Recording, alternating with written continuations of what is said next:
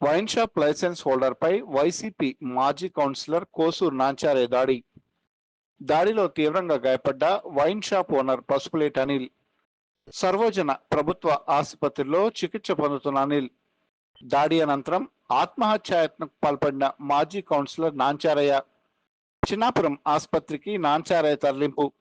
ఈ ఘటనకు సంబంధించి మరిన్ని వివరాలు తెలియాల్సి ఉంది. Hey!